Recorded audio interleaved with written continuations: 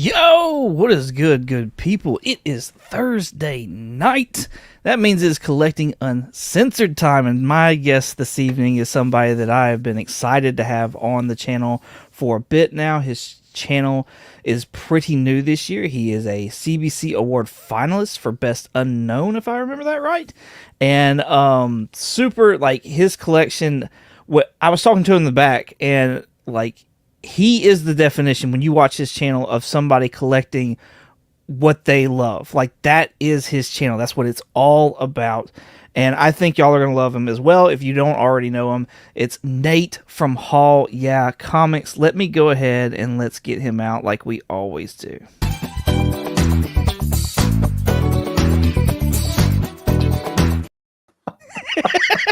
That's so outstanding. I've been waiting for that. That's exciting. It'll be yours after this show. So I still got to send Mike his from last time. But yeah, that's y'all's parting gift. That's glory. I love it. I was gonna ask if I got to see it. Yeah, you get to have it. You can do whatever you want with it. Awesome. I'm going to use it all the time and show everybody. That's great. So, Thanks for coming on, man. Thank you for having me on. I couldn't be more excited. Awesome. I could not be more excited. Yo, we're going to go ahead and let's say hello to Digger Jim because he has entered our chat. What's going on, Jim? Appreciate you coming out. Thank you very much, thanks sir. for being here, buddy. Hanging out. Nate, I want to start this off like we always do on this channel, and it's all about collectors collecting, okay? And I know, and you know this as well, that there's so many ways to collect in this hobby of ours. There's cover lovers, there's keys, there's runs, there's characters, there's all these things. And then we could all, we can be more than just one collector. So, but how do you see yourself as? What do you think is your collecting habits? Okay, I am a collector, and I'm a collector of more than just comics too. Like, it's the problem runs deep. But I think when it comes to comic books specifically, man, I'm a reader first. Like, okay. I get books that I want to read. Yeah. I do get, like, I collect what I love, but what I love to do is read. So I get books that entertain me in some way, and different books can entertain you in different ways. I love really good superhero stories. I love really good independent books as well. Like, I like books that are weird, that I don't quite understand, oh, here we go already. Yes. Yeah. So like I said, I'm a reader first. No, I'm just going to show this one real quick. So this is Dan Clues, or Klaus, I think is how you say his name. Okay. He did Ghost World. If you know, there was a movie, Ghost World. It's another, collected book. But he's an indie creator, and his art is very black and white.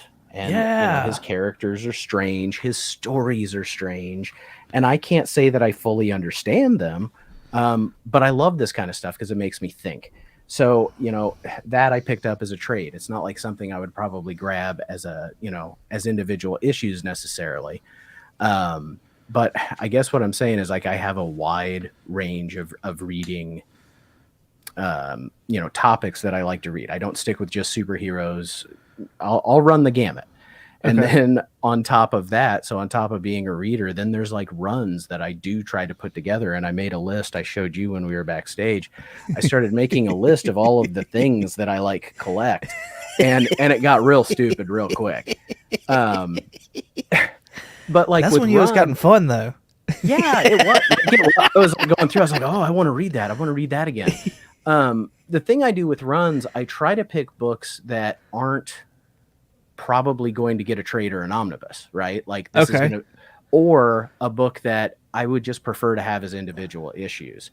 And so, yeah, it's probably more reader than run. And then anything that catches my eye, a theme or a character that I like, I'll grab that too. Okay. I like how you put that. I like how you collect basically floppies for things you feel like won't have a trade, won't have an omnibus, things like that.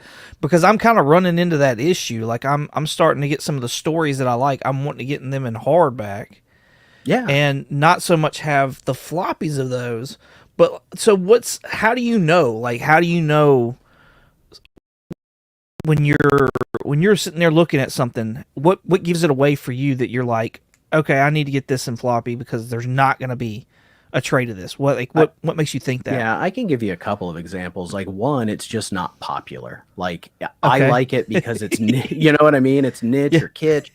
Um, an example of that would be like, and you know, I'll say this, and then they'll end up doing a hardcover or something. But like the '80s run of Blue Beetle, right? I started Okay. putting that together. I mean, I'm just going to go ahead and jump in here with my favorite, like the nexus of my collecting is probably this series right here, the Justice League of the Nice. '80s and '90s. So Keith Giffen, JMD Mateus, Kevin McGuire. Like this was my whole. I was reading comic books before this, but this was a series that then I started. All of these characters, I started collecting their books if they had one. So Yeah. Dr. Fate is a run I'm getting. Blue Beetle is a run I'm getting. Mr. Miracle is a run I'm getting. Like there's 3 volumes of that, and I'm chasing those down. Those have, like, some of them have ended up. The Mr. Miracle stuff especially is something that I could get in a hardback, but there's something about, like, especially books from this era, because it's when I was reading. I love the letter columns, and even the stupid ads are nostalgic. Or the back Yeah. of the back of the comic has some ad on it, and it's like, I don't know, it's like sense memory, muscle memory, comfort food. I don't know how you want to think about Mac it, and but cheese. it is, man. And so those are, I guess I know it when I know it, what I want, that I want to pursue it as a floppy. Another one, like, one of my favorite authors is Ed Brubaker, one of my favorite writers, Yes. and his criminal series. So that was from Image. There were 2 volumes of that. I have those runs. I'm pretty sure completed, but they have letter columns. They have like articles about noir movies and things. And I don't know if those are included in the trade or not, but that was something that, like, felt like a premium for having the floppies. Yeah.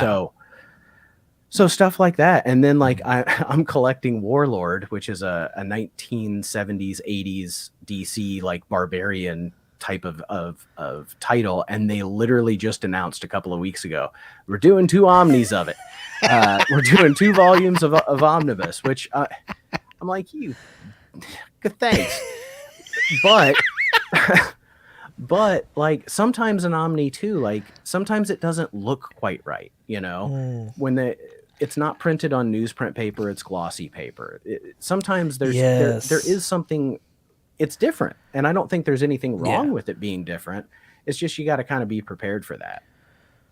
So I'll tell you, I bought the first Silver Age Superman Omni that just came out this year. And my reasoning behind that was, it contains, like, the first book in that would cost me $200 if I wanted it. And I got the Omni for like $70 on in-stock trades. Oh, or nice. $60 or something like that. So I just felt like that one, I just want to read the stories. It's a better value. However, when I come across a good Silver Age book that, a reader copy for myself, I pick it up because there's backup stories, because the ads in there, because the letter column, all of those, like, all of that stuff that surrounds the story is also a part of it, and it interests me. It's a time capsule. Cool. Yeah. Let's say hello to some of the folks that have trickled in since we got started. We've got Phil's Treehouse in here. Phil. What's going on, Phil? Appreciate you hanging out. Renegade Rant Comics. What's going on? Thanks for coming out. Hey, buddy. The Comic Collector Coach. What's going on? He just started Steve. his channel. Steve. You just gave Steve a shout out here in Yeah, your latest video, like 3 days ago or something like that. So I love Steve. Actually, I love awesome. All these guys are awesome. I know all these guys, and they're freaking awesome. Cody with Where'd You Get That? Appreciate you coming out. Richard is in the house again. What's going on, man? Appreciate you. And there he is, Hagen. Be nice to my husband. Hey, now. You said you weren't going to watch.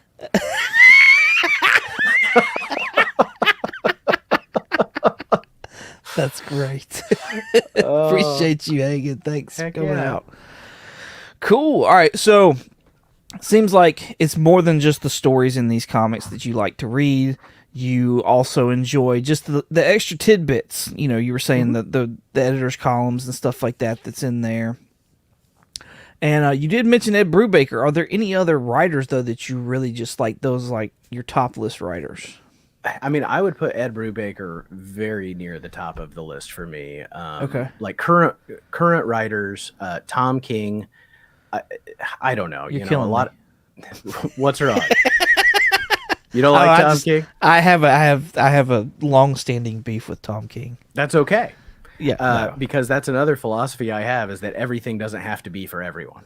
Right. But my thing with Tom King is that he has written 3 books with characters that I freaking love, and they've been really good. So Supergirl, Woman of Tomorrow, the Mr. Miracle, and the Human Target limited series that he did were just flipping outstanding for what they were. I liked his run on Batman too. And back to, you know, Batman, I think Scott Snyder, James Tynion, these are authors who I'm not going to, like, I don't necessarily get everything that somebody does, but if I see somebody like one of those guys is on something and the character interests me, I'm more likely to check it out, because I really do. You know, James Tynion, everybody loves Something is Killing the Children. And I've only been reading that as trades. The thing of his that I'm reading right now is The Deviant, which is this like serial killer investigative journalist story that he's been doing over the last couple of. I think it's on issue 7 or 8, but it's been really good and dark. You know, big shock. Brubaker and back to Brubaker, like. He just does, him and Sean Phillips, man. I mean, anything that they do together, and I did bring this too. I just picked up this big boy, this big girl. So Fatale kind of mixes their crime noir with like culty H.P. Lovecrafty type stuff. I'm only that far, but it's really good, and I'm super into this. They had one called Where the Body Was, and it was just a story about a neighborhood and where this dead body was found, and the story leading up to how the dead body got there and who all these characters were. It reminded me of, do you remember that movie The Burbs with Tom Hanks? No. You know, they would sit around their neighborhood, like there was weird crap going on in their neighborhood. It was kind of a comedy, and this wasn't really a comedy, but it sort of was. I just think the things that they do together are flipping amazing. So yeah, other than that, I think I chase characters more than writers. You know? Okay. Yeah. Before we switch to characters, do you prefer to read in a certain way? Like you seem to like trades and omnibus, but you also like floppies. What about digital? Do you like to read digitally? I don't. And I think, I've tried. I don't have a good device to do it. I have a decent computer, but I don't have a tablet. I don't have a laptop. I have a phone. Reading the landscape view doesn't lend itself to having the panels lay out well. I like to see the whole page, not just because I had a DC Unlimited. Is that what it was called? Their subscription for a while, their subscription service. And they had like an animated thing too, where like you could click and the panels would come up individually. And I didn't like that. I want to see, I want to see the page. I'm an old man. I'm sorry. I wish I did like digital because, I get a lot of books from the library. I get a lot of trades from the library. It's a great way to read the books without, breaking the bank, because I break the bank all the time. Right. And they have, there's a lot of digital options there. Yes. Do you prefer floppies over hardback, or not hardback, but trades? Or no. Okay. I just want to read it, and sometimes it's really nice to have like those 6 issues in one go that you can just go from one to the next. Especially like sometimes, and don't get me wrong, I love floppies, but sometimes at night, like I finish a book, well now I got to put it back in the bag and seal it, and then go grab the next one, and then my wife's asleep and I'm trying to like and that that tape's making noise. I've gotten the stink eye more than a few times, and it's like I'm just trying to read, but she's right. Yes, I love trades for night reading. That's like if I'm not doing digital, like it's got to be a trade for night read. Otherwise, because like I'm gonna fall asleep And so I need something that's just going to be able to fall over and it doesn't matter what happens to it really because I'm just reading it. Yeah, So that's funny. what? All right. So you're talking about, you collecting characters. Mm-hmm. Obviously, it seems like you like Mr. Miracle, Yeah. Human Target. So like, run wise characters that I pick up things that I see them in, or, also a lot of these characters I picked them up because I read them in a different book. So like Justice League and the older Justice League of America, those books like branch me off into a whole bunch of DC characters. Books like The Defenders or The Avengers branch me off into a lot of Marvel books. And like most of the Marvel characters I like, or that I do collect, are because of when I was reading the most and collecting the most, like back in the 90s when I was a teenager, and I could get up on my old man bucket and shake my fist about how I could go to the dang comic book store with $20 and walk out with 20 books, like that was a period to collect it. And I felt like that was the golden age, and the old guys back then would tell me, I remember when it was 25 cents, damn it. And I'm like, phew, that's a dream. But so like Nomad, which is a short run. He was a short-lived Bucky. He was a sidekick to Captain America in the 80s, I think, and he was a character that just appealed to me. Darkhawk was the greatest hero of the 90s, and that because it said something like right in the front of the inside cover of #1, introducing the greatest hero of the 90s. bold of them to declare it. Look at my list here. Dazzler, geez, Dazzler makes me so mad because like I was into it for the absurdity of it, and then the Taylor Swift rumor started, and it became so hard for me to get new issues of that run at a fair price because I just felt like there was this premium on them. I'm very close on the Dazzler run, like probably within 5 or 6 issues at this point. Nice. Yeah, I'm really excited about that. What else? Like I said, Booster Gold, Blue Beetle, anybody from that 90s Justice League team. And I think, Booster Gold, if that TV show happens at Max and it's anywhere near the quality of this Penguin show that's on right now, Right. that show is, I wish it was on right now. Like, I don't like waiting for new episodes. Streaming has ruined me, and my wife and I, it's just like, when that's over, it's like, come on. No, yeah, Penguin is freaking fantastic so far. Been loving it. Like, yeah, it'll be slow for me at first, and then it'll just all of a sudden do something, and I'm like, oh shit, okay, cool, let's go. Not to go off on a tangent here, but man, I love talking nerd stuff. Penguin, Sophia, and Vic, the kid that's working for him, all 3 of them are so smart and layered. Like as far as the way characters are written, and yes, I don't even care when it's slow because I'm watching what's happening underneath too. Like these people are all so damaged, and that just makes for the best TV. Yeah, it makes for a good story. Right. Well, and I think that was one of the things that I had mentioned in another conversation was how smart Penguin is written. Like I love that aspect of it. So, all right, I'm gonna show you some books here. All right. I'm gonna say hey to Mr. Akins real quick while you're picking them up. Hey, Mr. Akins. Since you got here late, did you miss the ferret? We had a moment on our stream this week where Hagen revealed issue #1 of the Ferret, which is a Malibu Comics character, and he just kind of became the darling of the moment. Don't be surprised if you see the Ferret on Comic Tom's Hot 10. So back to the Justice League. I just grabbed a couple of covers that really jump out to me. So Lobo versus Guy Gardner. So they had the famous one punch with Guy Gardner, and Batman punching Guy Gardner actually changed his personality. He became this like saccharine, sickeningly sweet human being, very innocent, like the absolute opposite of who he was. And so when Lobo comes to Earth, of course, the poor guy, he can't stand up to him. But then he gets hit on the head again, and then Guy is back. And these two covers together. Oh, cool. And the art by Kevin Maguire. I mean, I actually remember copying both of these, like as a kid in a sketch pad. Like, I'm going to draw this because I just thought it was such a cool from one month to the next.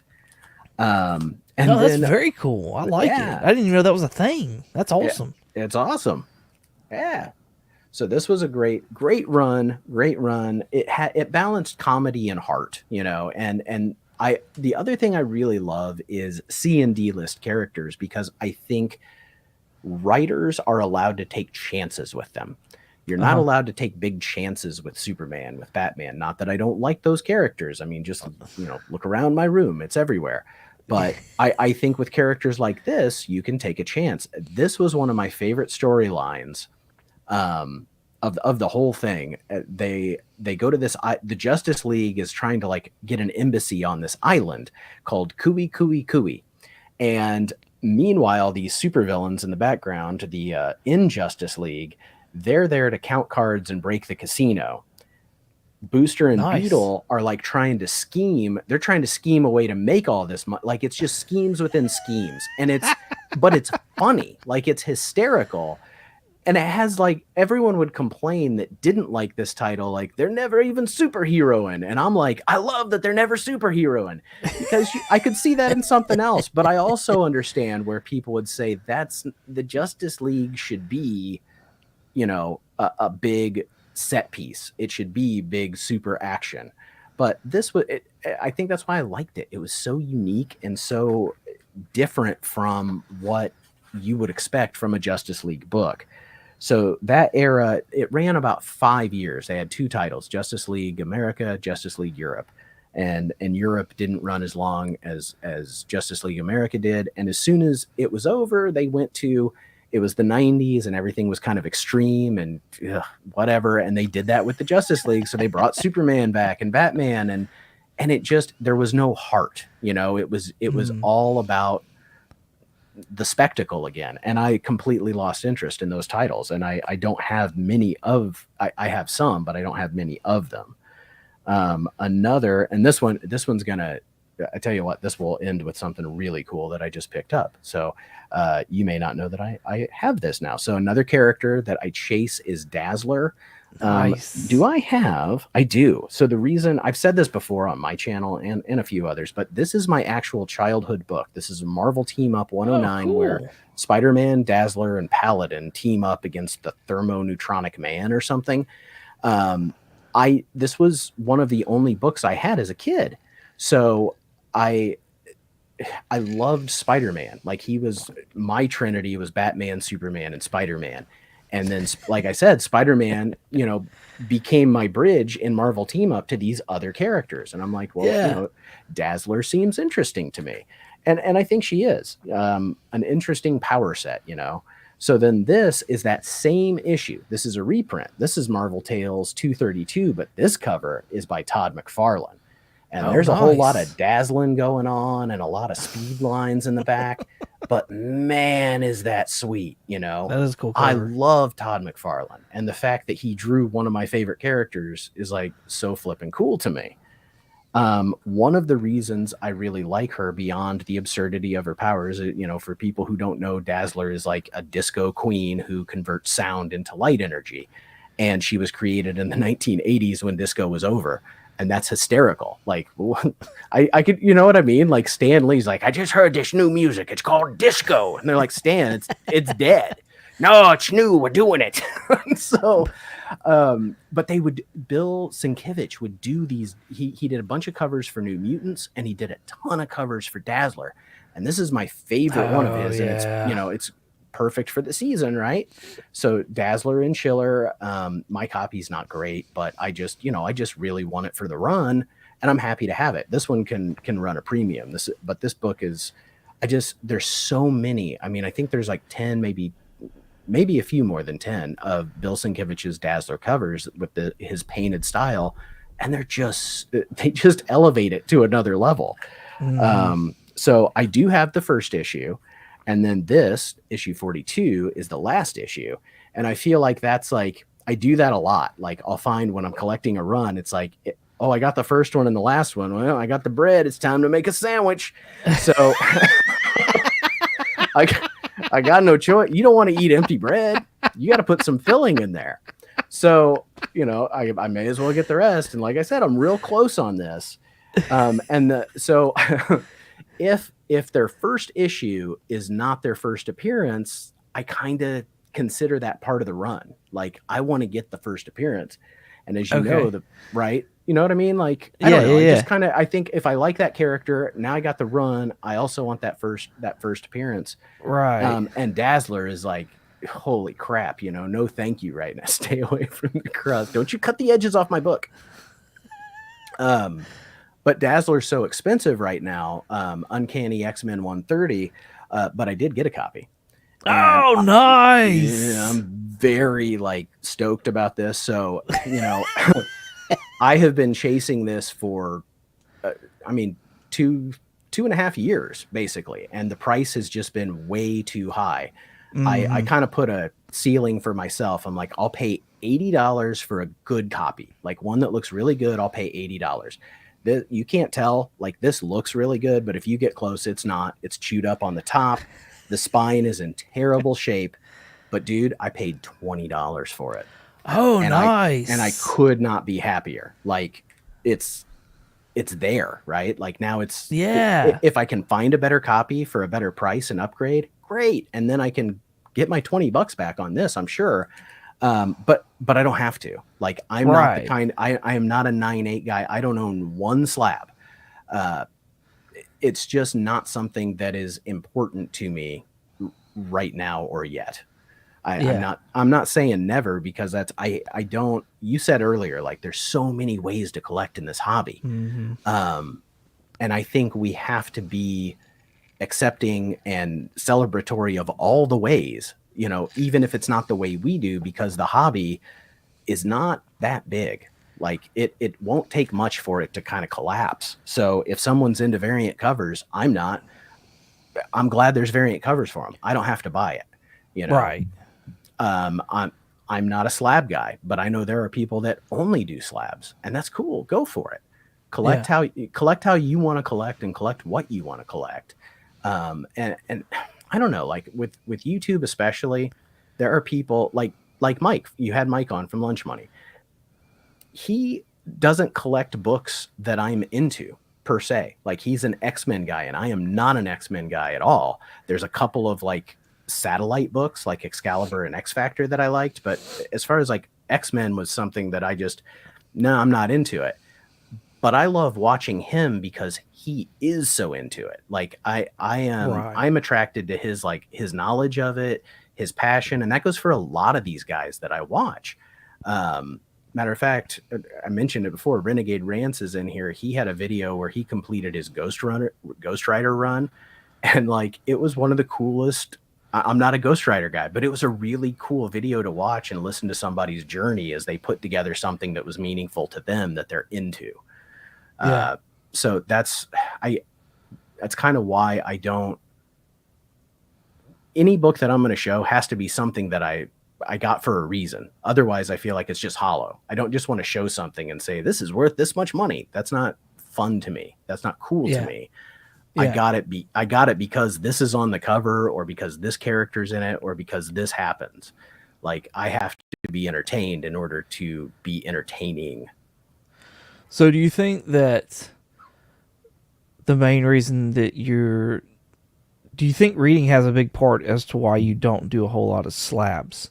Because even some of the covers that you collect and stuff like that, those could present really well in slabs. But is it because reading kind of trumps everything? Yeah, it is. I mean, I always want to be able to read the book. I just saw it was a slab of The World's Finest with the famous Batman slapping Robin. Yeah. You know what I'm talking about? That meme? Yeah. Okay. Well, that's on a page inside. If you get that Right. slab, now I've got the meme. Can I see it? No. It's encased in airtight lucite now. Right. So again, I'm not against it. And I've almost bought a slab a couple of times. I almost bought a Dazzler slab once because it was like it was a bad one too. It was like a 2.0. And I'm like, heck yeah. Because I have, I have the facsimile. I can read it, Yeah. anytime that I want. But I got that over the weekend. And even though I read the facsimile, which has the same ads, the same everything, I read that one because it was different. I don't know how. I don't know how to, It, differentiate it, but it was different to read the original. is it the smell? Is it the texture of the paper? Is it a combination of like all that kind of stuff? I think so, especially so when I was a kid, I'm saying like a teenager to like in my early 20s, and that's when I was collecting pretty heavy. One of the first books I really collected hard and fell in love with that wasn't a modern book was Barry Allen's run on the Flash. So Okay. when I would get those books, like you said, there is that Silver Age smell when you open up a book from the Right. 1960s. It's probably some weed smoke, right? Like some of that's lingering on there because it's from the 60s. But whatever that is like, that's an element of it. And I said earlier, like when I get an omnibus or a reprint and I read it, a lot of times the colors don't look right because they're printing it on different paper. And it was made to be colored with a process for the paper of that time, the way they were doing it and I've even seen like people who do side by sides, like here's the omnibus and here's the original and how different it can look, and it can look off. I'm not against slabbing at all. I also think like I've heard, especially Marvel Silver Age books are extremely delicate because the paper was really bad. It makes sense to me that if a book needs preserved, you should, probably preserve it. But I don't know. There's a lot of Silver Age books. I had one that I just picked up on Sunday. I was laying in bed and I opened it up, and as soon as I opened it up, both staples popped off the cover. So now because it had been in that bag for how long? When was the last time someone read it? I wasn't rough with it. I literally just opened it. So like until I opened that, it had two attached staples, and now the cover is completely detached. I don't care, Right. I still read it. It was still a good read. It's just I understand that there is a preservation argument to be made for some of these books. They're old. I mean, 60 years old at this point. Some of the ones I'm collecting, 60 and 70 years old. So they're just not going to hold up forever. Right. Right. Got you. All right, we got some more folks that have rolled in, and some questions have been asked. So let's go ahead and hit some of those questions up as well. We got Rich from Cap Collectibles. What's going on, man? Thanks for hanging out this evening. Hey, appreciate you. Mr. Akins, I think, is taking a jab at me here. He goes, I have a long-standing beef with Aaron. Aaron. Mr. Akins, you know how to mess with me. 22 doesn't know that movie. I mean, he hasn't seen Roadhouse. You haven't seen Roadhouse? Neither one of them.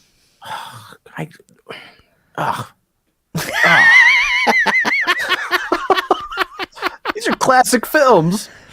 Sorry. No, it's okay. Kenneth Bird is in the house. He says hi to everyone. What's going on, Kenneth? Thanks for hanging out this evening. Appreciate you. Phil's Treehouse says, do you sign all your own books too? No, I try not to write in them.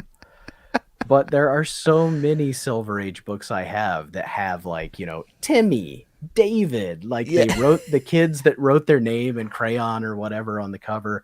And even that, like I buy them to read, and a lot of I'm not buying like books that are, I'm not buying copies that are gradable.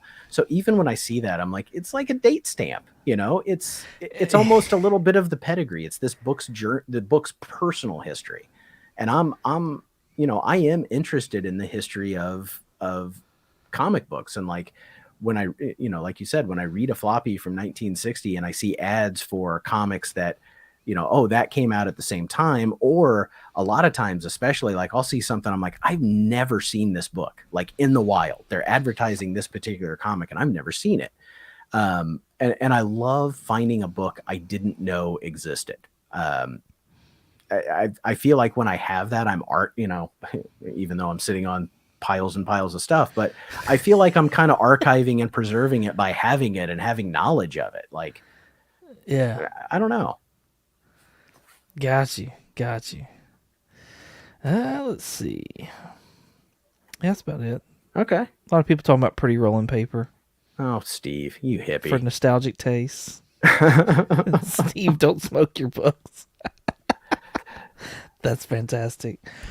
You said that Superman, Batman, and Spider-Man were your trinity. Yeah. And because you said that, now I have to ask, what is it about Superman and or Spider-Man? When I was a kid, I just thought Spider-Man's powers were so cool. Especially compared to like there's a lot of superheroes who are like Superman, there's really not anybody who is like Spider-Man. Spider-Man felt very original to me as a kid. I loved the costume. And I really liked at the time, just the way that he was a kid who had all these problems. So that, and I'm talking when I was a kid, like 8-10 years old, for whatever reason, that really appealed to me as a character. As I got older, I just thought Spider-Man had some really cool rogues. There was just a golden age of, I collected a lot of the McFarlane years, and that was just a golden age of Spider-Man art. I loved that era that he was doing amazing. Who else was the hero you asked about? Was that Superman? Oh, Superman. Superman as a kid just felt like literally the big blue Boy Scout. I kind of fell away from him. I went to Batman for sure in my teenage years, and then beyond, like up until a couple of years ago, I definitely would have said that Batman was my favorite superhero. And I can't say that either of them is truly my favorite. I appreciate them both on a completely different level now. I just think they represent, to me anyway, very different parts of human psyche. Like if Superman is so altruistic, like he could do anything, but he would rather do things the right way, and he would rather people I do want that action figure more than anything. Do you know the one we're talking about? No. Is there actually an anime action oh figure? Yeah, so it's hideous. It's like a cover series, Marvel Select cover series that they did. It came in a box. So they did one for, I want to say, the Green Goblin, Spider-Man, and Aunt May, of all things. She has these giant man hands. She looks ridiculous. I think she may have some kind of real hair. I'm not sure. Oh goodness. Yeah, I will find a picture and send it to you. I promise. I'll write that down because you need to be aware that it exists. There's my honey. Hey honey, love you bunches. Mrs. 22, welcome to the party. We're talking about anime, sorry. So like with Batman, he is, I love it when they're paired up too, because I kind of feel like they're both given each, in a good Superman Batman story, it doesn't have to be stated this way. The characters just have to, like, again, like there needs to be a little subtext underneath that Batman's like, if I had your powers, it'd be different. And Superman's like, oh crap, if I had your upbringing, it would be different. Like they're looking at, that has to be, if that's underneath, that they're both that complementary part of each other, and realizing that they couldn't be the person that the other one is because they would go a completely different direction. Probably a wrong direction. And I think that's why those two work as a pair and have for so long, light, dark, yin, yang, whatever you want to say. So I have when it comes to like my favorite DC character, I really have a hard time saying whether it's Batman or Superman, because both of them have really excellent stories over the years that I think represent those characters really well. And Oh yeah, some of them really have, there's really bad stories with both of them as well, but that's just the nature of the hobby. On a long enough Right. timeline, they can't all be winners. Right. Right. Yeah, I found it interesting though that you like both Batman and Superman, because usually people just pick one. Like it's usually one or the other for people. So that's kind of cool Yeah, that you know. I do, and it's a problem because both of them have about 1 billion freaking books. And so, if you pick one over the other, at least you don't have to worry about trying to collect all that. And I shouldn't worry about collecting it all, but it's just sometimes you see a story. Oh, I haven't read that one. I'm going to give it a try. Oh, I liked that. Now it's time to go find all the issues around it. That's funny. It's, Oh, tell Mrs. Hall, yeah, that.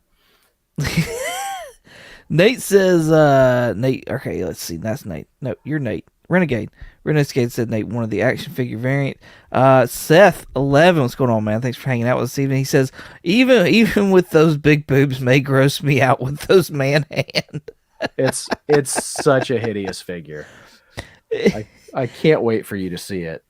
Phil has put a link in the live chat, so y'all go check it out there if you want to get a look. My missus apparently has already gotten a look, and she says Aunt May looks like a Medea.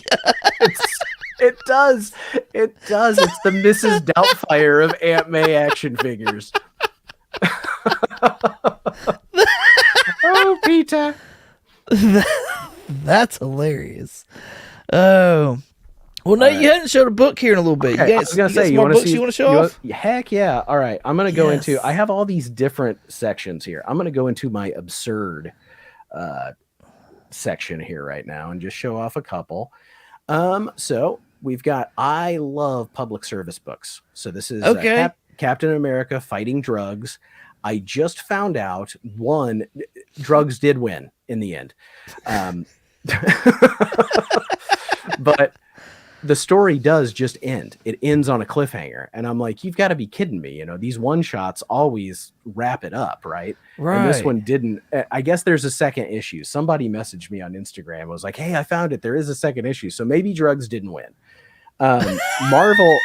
Marvel did these photo covers, and a lot of people absolutely hate them. And I love them because they're so terrible.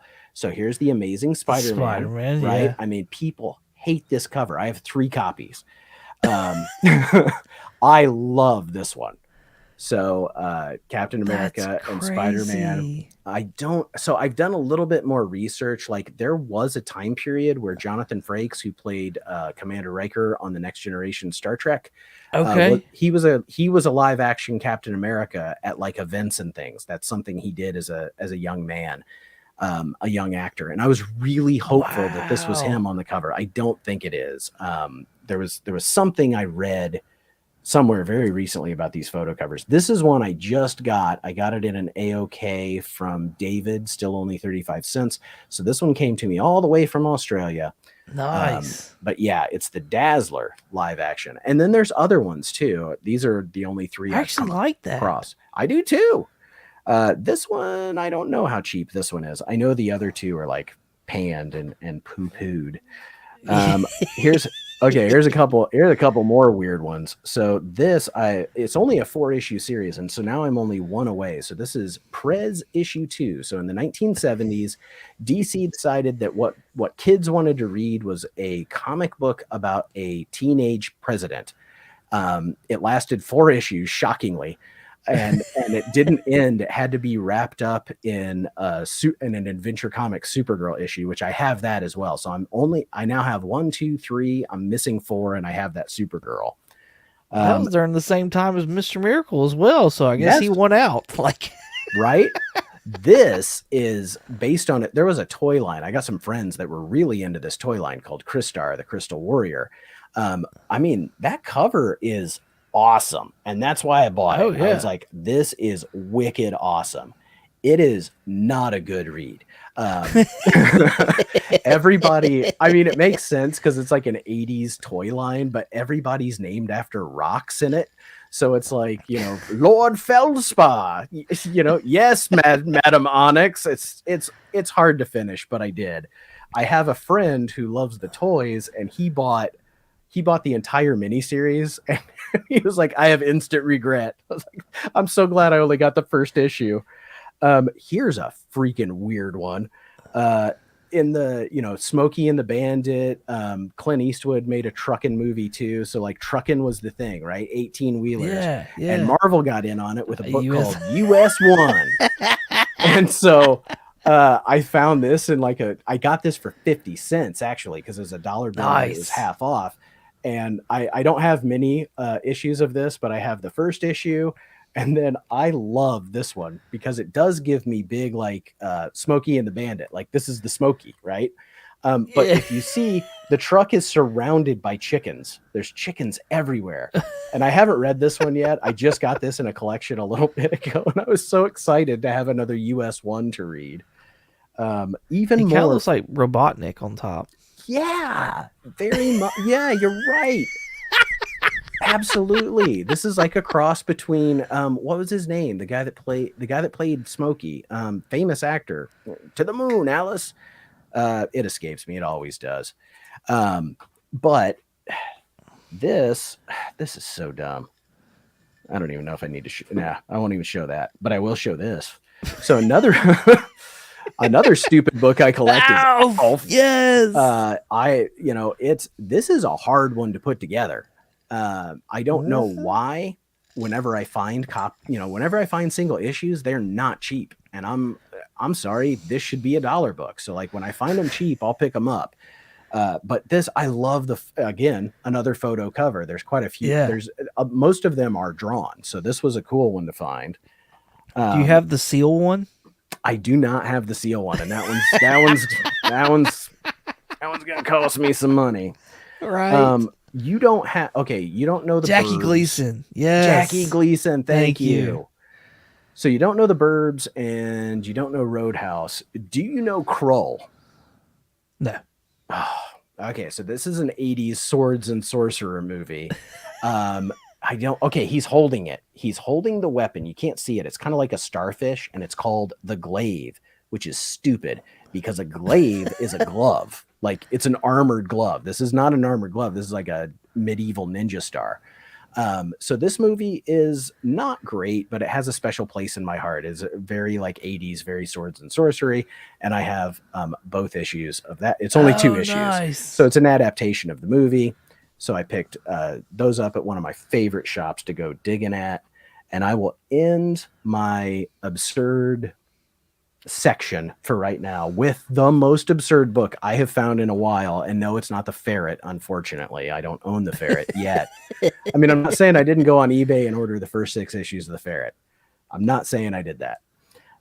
This is Nightcat, and Nightcat is made by Marvel. Like, this is a real Marvel book. And this is one of their biggest failures of all time. It was another attempt to make a musical superhero like Dazzler, but they took it even farther, and they recorded an album with an actress or with a singer. They hired an actress to, I think it's in here too. Well, where else would it be? This is the only issue of Nightcat that was ever made. So they hired an actress to play her. There she is. So someone look at the fringe, right? That fringe is intense. The cover here is a Joe Justo cover, and it's a great cover. It's just ridiculous. Yeah. So, she's on the edge of this building. She's on this precipice with all these kittens. Why did she take kittens to the edge of a building? The back, because she's Nightcat. She is Nightcat.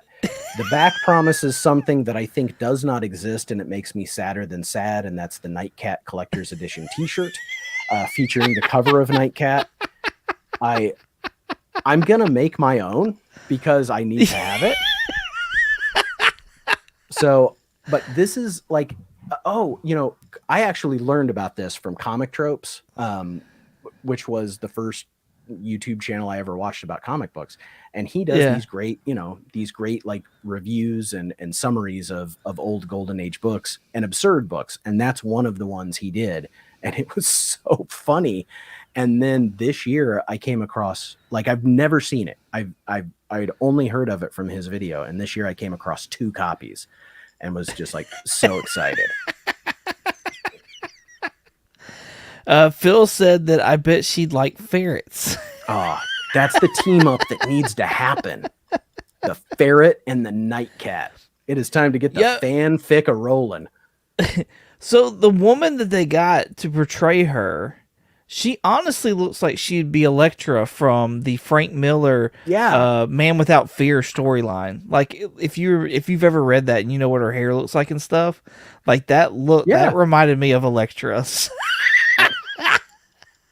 I can't get past the headband is great. Some kind of silver bangle on the side. I mean, it is peak ridiculous. And when a book is really silly like that, I just have the best time reading it. But in addition to that, like, then I got to find somebody else and make them aware of it so that we can talk about it. I don't know anybody I've talked about Nightcat to that's not like, oh crap, there's only one? I got to go find that. Look, see, Comic Collector Coach. He's down there right now. He wants all the things. So, comic shopping list right now. Ant-Man action figure, ferret, Nightcat collector shirt. If anyone finds that shirt, like, for real, please message me, because I have looked. I think it's a ghost. When I saw that video of that, I'm not gonna lie, I went out on eBay and I started looking because I was like, if I find this, I'm so buying it for this man and sending it to him. Like, I want him to have this shirt now so bad. I appreciate that so much. I really You were do. so passionate about it. He says, what size? I still am. What size? I'm a medium. I can wear anything. It could be skin tight. I don't care. Hashtag no shame, man. That's fantastic. He says he'll take an extra medium. But yeah, that was a great find this year. That was a fun book to read, a fun book to talk about, and yeah, make other people aware of. With the headband. The headband. That was Renegade talking about what size and with the headband. Get a t-shirt and a headband. It's an extra small. All right, I'm going to show you a couple Silver Age books. I love DC Silver Age. So this is one I just got from Big B McFly. I posted this one on Instagram, but I've always loved this cover. Never owned it. The story is really funny. Like, stop! Don't pass up this issue. My life depends on it. Flash some guy creates radiation that makes, I guess, Santa Claus rules happen. So if people forget about you, you just disappear. Like, you have to be believed in order to exist. And so he sprays out this ray and nobody remembers the Flash except one little girl who the Flash helped save her doll. If it wasn't for her, he would have completely disappeared from existence. And so then the Flash goes and like Flash speed, he's sort of like Smoke at this point, but he's able to type up his life story at super speed and pass it out. And as people are reading it, they're like, oh, I kind of remember this guy. And this scene is kind of in there, but he's stopping people to have them read his manifesto, basically. Like, remember me. It was a fun issue to read. This is like issue 163. It's pretty early, at least as far as I consider early. This one, I mean, it's definitely something different than him fighting somebody with ice powers. Yeah, which I love, by the way. This is a childhood book. This is I told you I started collecting Barry Allen, and this is one of the first books I got. It's in very rough shape, but this introduced me to the idea of the Golden Age Flash, and it also, I think this might be. I think I knew who Wally West was from the Teen Titans, but I really wasn't like into him as a character or anything. But this was a book that I just really set me on a path to start putting together the Barry Allen run. I don't know if I'll ever do it because those early books are so expensive, but it's still fun. It's fun to chase down issues that I don't have. It stopped at it went from like it went from issue 105 was the first one to 350, and I have most of the I think I have all of the 300s and a lot of the 200s. It's those pesky sub 200s that get really pricey. I freaking love Lois Lane and Jimmy Olsen. These books are so ridiculous. The stories are just so much fun. So whenever I, again, like if I was picking up comparable age Marvel books, I'd be spending so much money, $60, $100, easy. I pay like $5 for these, they're 60 years old. Nice. But it's like $5-10 at the most of the time. Because again, I am perfectly happy to get a copy that I can just read. That's what I want to do. I want to read it. This one was expensive, and I hunted this one down for a while. This is cool. It's so cool. Like I love Supergirl and Superman, the whole super family, the freaking legion of superheroes, all of that stuff. And this is set up like this board game, and this copy's in really good shape. I looked at one once that was, I think they wanted like 50 or $60. I paid maybe 25-ish for this. I can't really remember because it was I was at a show and I got like a bunch of books. The sticker on the back says 35, but I know I talked him down because I bundled, because I spent more money.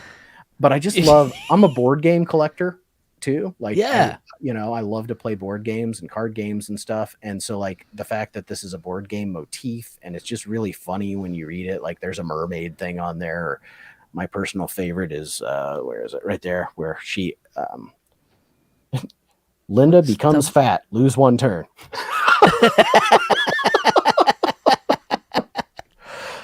And in addition, like to action and Superman and Lois, I think Adventure Comics, the 10 and 12 cent Adventure Comics with Superboy and the Legion of Superheroes, and in particular, I flippin' love the Legion of Super Pets. I have the first appearance in Origin of Comet the Super Horse. I'm afraid Crypto's going to be out of my price range. My first appearance of Comet too is like also the first appearance of the League of Super Pets. It's not this issue, it's another one. And that book, oh my gosh, that's like an $80 book. And I got it in a Whatnot sale for $10. And I couldn't believe I got it. Like nice. And you're thinking, I'm going to go ahead, $10, and nobody else wanted it. And I got lucky. So, Silver Age DC is that is a vast, wide area that I can collect. World's Finest, Batman, Detective. Yeah, God, Aquaman has some great flipping covers, like great in terms of hysterical. Because come on, it's both. Yo, like the Aquaman covers with Black Manta, especially like I think it's Black Manta's second appearance. That cover is do you know what I'm talking about? Like that cover is freaking tastic. I love it so much. Is that a Nick Cardy one?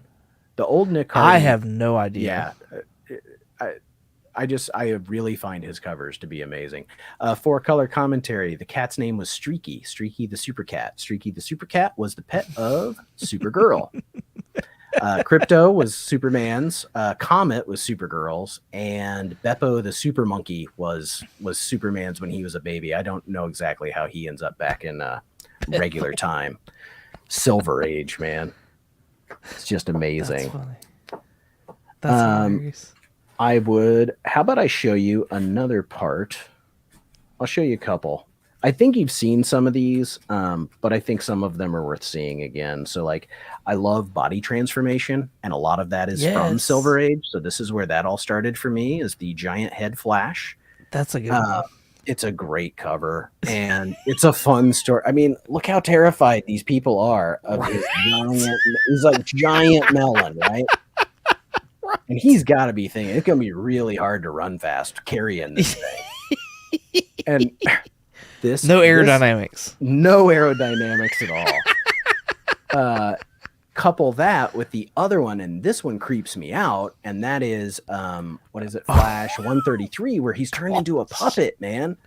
And I don't know what it is. There's just to me, it's like Puppet Master. There's something like insidiously horrible about someone being turned into an inanimate object. So this really creeped me out. No, I already showed Kroll. This one is so cool. I got this one in a trade from Hayden, the Next Gen Collector, and this is Brave and the Bold. Yes. First appearance of the Hell Grammite. Just hideous. Neil Adams cover, Neil Adams art inside. Hideous. Yes. Like that's body horror. And it's a creeper story. It's so cool. It's so cool. I'm not going to go through every last one I've got, but I'll show you a couple I've not shown on streams before. So in this one, Lois and Clark have a super genius baby. Speaking of giant melon, look at him. Right. And he's keeping That's Superman. Coco Melon. Yeah. He's keeping Superman in a playpen. And one more. This one is just so a lot of the covers that I would find when I started doing some researching, it's always about like somebody ballooning up and becoming fat. And this one just kills me. So Lana and Superboy have both become fat, and Lana is stuck in a telephone booth. So Superboy, he can't just pull her out of there. He's got to take the whole phone booth and fly it away to get her unstuck.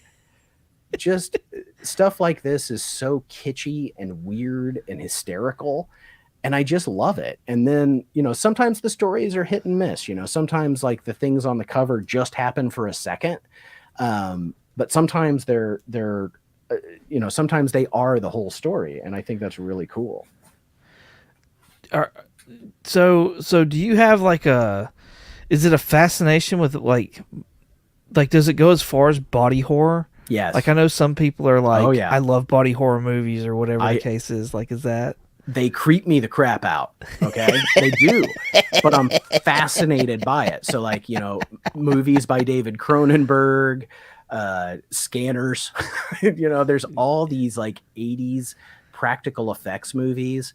I remember there were a couple of Nightmare on Elm Streets where they would put things underneath like latex makeup and have these bladders that would pump under people's skin. And I just thought that was so creepy, but I couldn't turn away from it.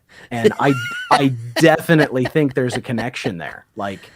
I'm into that. That's me. Whatever that means, I have to accept it. It's who I am. That's funny. What about, have you seen the Justice League cover where they're looking into the funhouse mirrors and it stretches their bodies and stuff? It's on the list, man. And I saw it. My buddy talked me out of it, and he was right too, because it wasn't in good enough shape for what the guy was asking. But I had never seen one in the wild, and if I have, it's been graded, and this was a raw copy, which meant I could read it, and that's what I wanted. But it was it's a low number too. It is. I can't under remember. 10. I was going to say it's a single digit issue. And so it's not cheap, even in bad condition. But it was too much. It was too much. So I had to pass it. But that one's totally on my list. Now I feel incomplete. Thank you. Oh, I'm sorry. No, if we felt complete, what would we do?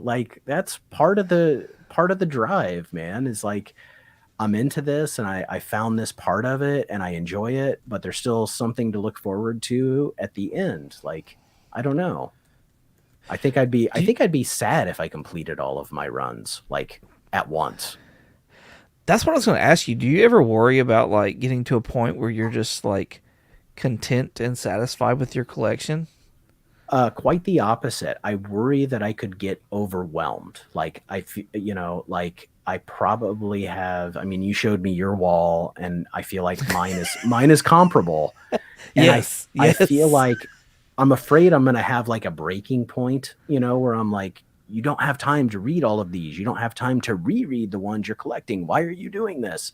So I keep trying to make sure that voice is quieted, because I don't think that way. I don't, but I understand it, Yeah. Talk to anybody who's not a collector. There are people I know who their whole thing is like being as uncluttered as possible. You know, Uh-huh. I don't like things. There are people like that. I don't get it, and I don't personally prescribe to it, and I won't.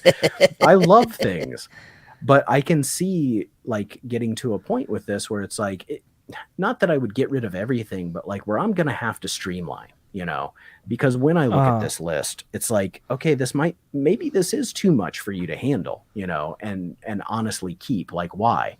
I have tried to make it to the point where like I only want to get books that I want to read, and I want to keep books that I think I want to reread. Uh-huh. The reread doesn't happen that much because I'm just trying to read through all Right. the things I bought. I mean, it's like theoretical physics, but with, you know, this is like I yeah, but if there was more time, I'd read it. Like that's how I Right. argue with myself. I have a question there, and I don't know necessarily how to word it. Like, does your mood sit there and like choose the things that you want to read? And are there books that you just keep sitting on the sideline and you're like, I want to reread this, but you just keep pushing back? Yes. So my nightstand looks like an ADHD nightmare. I have I mean, it's bad. I have I have a short box of, you know, all of the books that I have put in my to read pile, even though everything in this room is my to read pile. On top of that, I have all of these trades that Uh, I've, you know, like I said, I get a ton from the library. So I'm like, I feel obligated to read the things that I borrowed. And yeah, then, yeah. but then there's things that I want to reread, like a couple of these that I grabbed. So I I feel like Will Eisner is very revered, but I just don't feel like Okay. he's appreciated in this current time. I'll agree with that. People don't read his stuff, and they should. We would not have the comic books that we have were it not for the kind of storyteller that he was. And I personally gravitate towards his like um, you know, his more realistic fiction pieces. This is one of my favorite stories of all time. It's called The Name of the Game, and it follows like three generations of a family who immigrate to New York and how they kind of Okay. rise to power, and there's some intermarriage things. I mean, it's just a good story about people. Some of Yeah. the people are good and, you know, good natured and good hearted, and some people are just horrible, but they're just people. And the name of the game is all about like social climbing, like they're trying to make a name for themselves and their community. It's really well done. I haven't read this in years, and this one like lives on my nightstand because one day I'm going to get back into it. He has I pulled several of his books over here, but like you know, I own a lot of the things that they've collected for him that's not the Spirit, and I like his Spirit work. And I used to work in a comic book store, and when I worked at the comic book store, one of the rules was if you want to read it, take it home, be careful with it because Oh, we still want to awesome. sell it. So, I mean, hardcover, not in plastic. Yes, please. So I read like all these Golden Age archive editions. I mean, I tore through that stuff, and the Spirit Yeah. was really cool. Another series that I collect, and I collect the phone books, is Cerebus from Dave Sim. This is a 80s Okay. black and white. It's a parody. Started as a parody of Conan the Barbarian, but you know, very quickly became its own fantasy world. I don't know how many volumes there are. I want to say there's like 14, but he did 300 issues, and he did the art, he did the writing. He does have a background artist named Gerard who is amazing. There's a lot of problems with this, like, you know, appreciate the art, not the artist kind of things.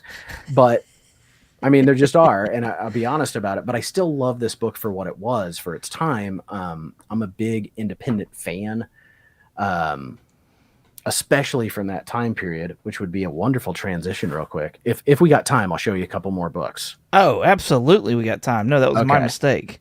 no, it's okay if I get it. All right, so no, let's not start with that one. So one of the newer ones I've started collecting is Grimjack, which is a series from the 80s published by First Comics. It is a multiversal story. This guy, John Gaunt, is kind of like a mercenary or a detective. It's very like crime noir, but there's like elements of sci-fi and fantasy. It's just a cool book. I don't know how many issues this ran. That's a cool cover. I like him there with the skull. That is cool. And I've put together quite a few. This one here could almost be like a body horror. Like if you can tell, that's some kind of dog or alligator carrying all these weapons. It's so weird. It reminds me too of like Judge Dredd. Like it has that kind of like gritty feel to it. So this is a book that back in the 90s when I picked up a collection, there were like 2 or 3 of these Grimjacks in there, and I really liked them. And so then I just started picking up, as I started getting back into collecting over the last probably 5 years or so, because there's never been a time that I don't pick up books and read them. But I have definitely ramped over the last 5 years. It has really ramped up for me. Another character that is one of my like holy grails is the Tick. And this is my Tick number 1, first edition. I've shown it before, but I'm always willing to show my first printing of the Tick number 1. Nice. And, hold on. We got holy crap. Because I think that is an underrated book right there. I think that is a totally underrated book. Such an underrated book. There was a time where this was really expensive, and it dropped like a rock. Like you can find this for 30, and I get that $35 or $40 is, if you want a really high, because this black cover makes it hard to get a really crispy, if you want a crispy copy, you're going to pay. But if you just want to read it, you're going to be able to find this for $20 to $40 if you're patient. Another thing that I love is like Who's Who, Encyclopedia of the Marvel Universe, things that have character bios. And they did one for the Tick called Circus of the Mighty. And it was a 2-volume set, but you open it up and you get character bios. Like one of my personal favorites there, the Chainsaw Vigilante, who had a mini series that I think it was 3 issues, and I have that. So there were like, there were 2 issues of this, and I got both of those. I don't have first printings of the original 12 issue run of the Tick, not of everything. Okay. I think at this point I'm missing 1 or 2 first printings, but through reprints and trade, they did several like trades and omnibuses of it, and I've even picked up 2 copies of some of those because I see it and I'm like, I don't know what it is. It's a sickness, but I love that. I love that book. And so they still continue to publish new ones even today sometimes. Next one, and you can get your holy shit ready if you want, because that's Flaming Carrot number 1. This is holy crap. This was hard to find. And when I did finally get a copy that was like acceptable to me, it only cost me $22, and I had people trying to sell it to me for $50 and more. Wow. This is a harder one to find than the Tick is. This is more obscure. It's more surreal. It's just more weird. This one here is one of my favorite stories of all time. So a character named Uncle Billy orders a mail order bride, and when she shows up, she's they yell to Flaming Carrot. They say, "Flaming Carrot, come quick! Uncle Billy's mail order bride just got here, and she's a jungle woman." And so she's like a wild animal, and only the Flaming Carrot can tame her, which was just so bizarre and so funny. And then I've shown this one off before, but come on, it's Todd McFarlane's only time drawing the Turtles. I have multiple copies of this. Anytime I find it for a good price, I will pick it up because I have definitely overpaid for this book once. So I'm just trying to balance the universe by getting my multiple copies. But this is, and people are like, oh, it's the only time Todd McFarlane drew the Turtles. Yeah, but it's also the only time I know of that he drew the carrot, and that is awesome. So you made an interesting statement here a second ago of like you're just trying to balance out. Like you've overpaid once and you're trying to balance out. I want to touch on this because I talked myself into buying a book the other day for $1 that I paid like, I don't know, $10 or so for. And I was like, it's like stocks. I can buy the same thing, but I'm buying on the dip now. So It brings the cost of both of them. So, and Mine's even worse because I bought my extra copies with the same mentality, and I'm like, I'm buying these low, and if I sell them for this much, then it's going to balance out. And the one you paid too much for, now you didn't pay too much because you used the book against itself. Well, in order for that to work, you know what you need to do? You need to sell the book, and I won't. So there I am, owning my 3 or 4 copies of that.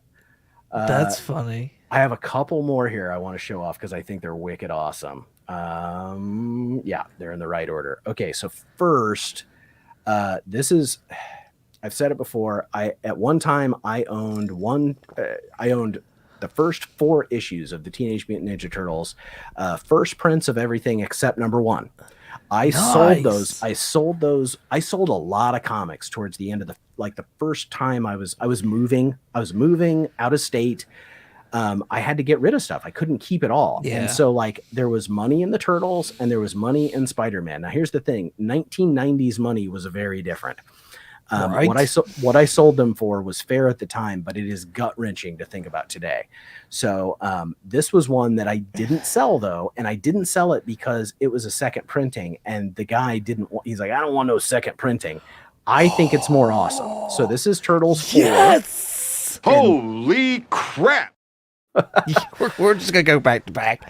I love that one. I love this cover. It's a wraparound cover.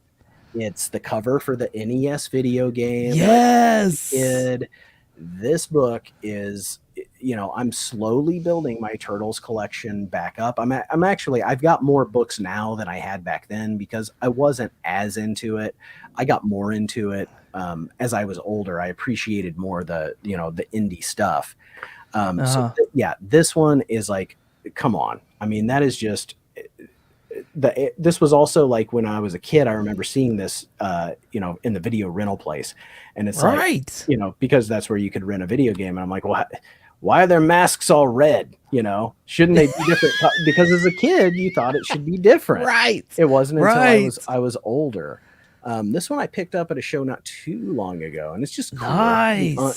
The brothers with Casey Jones. Casey Jones is one of my favorites. This Halloween, my family is doing a TMNT themed group costume. So my son is Donatello. My wife is April O'Neil, like cartoon April O'Neil. She has the yellow jumpsuit and a red wig. We're making a microphone for her. And nice. I bought the NECA movie version of Casey Jones's hockey mask.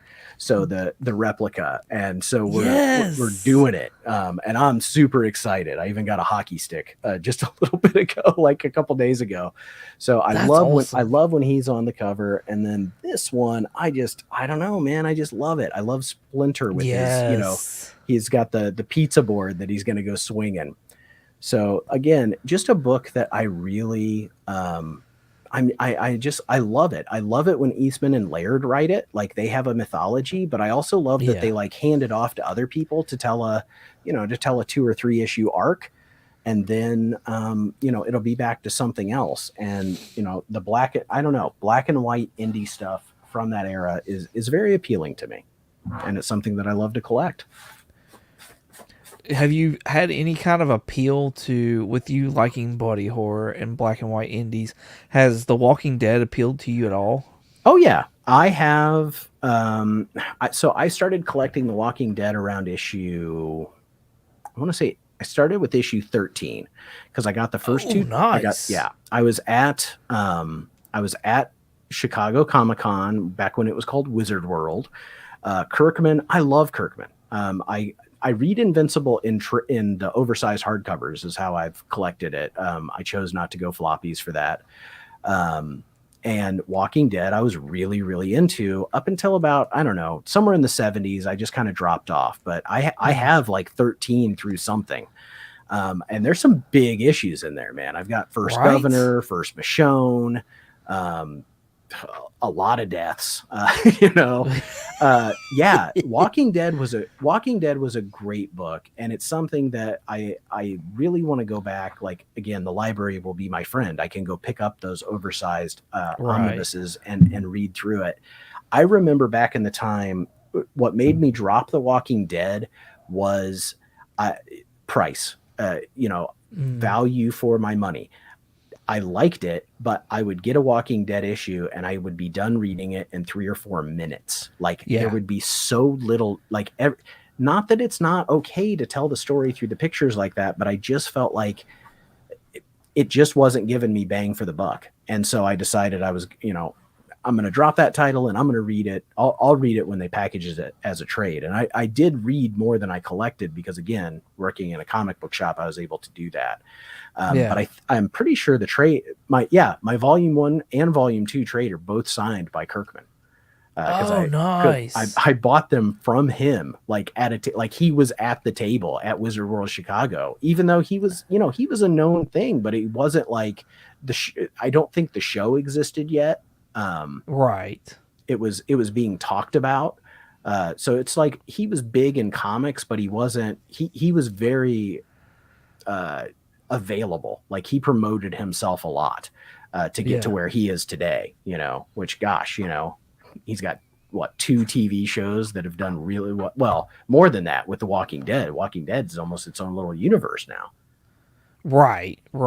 Which I think kind of disgusts him, honestly. But I'm sure he still gets money from it. So. Oh yeah. But when it comes to like right now is one of my favorite times of year. My wife and I love horror movies. Love them. Yes. We just watched one called In a Violent Way. Okay. It's a newer movie and it was really well done. Trying to think what else did we watch this week? I just watched Return of the Living Dead, 1980s zombie movie. Yeah. Total 80s kitsch. So flipping good. This time of year. And something else I just adore about her is for Valentine's Day, we're not watching rom-coms. We have bloody Valentines at our house. We watch horror movies because that's what we like. Good deal. Deal. So I know that, you've got your collection. I know that, you were saying you got stuff by the nightstand. How does your significant other feel about you and your collecting?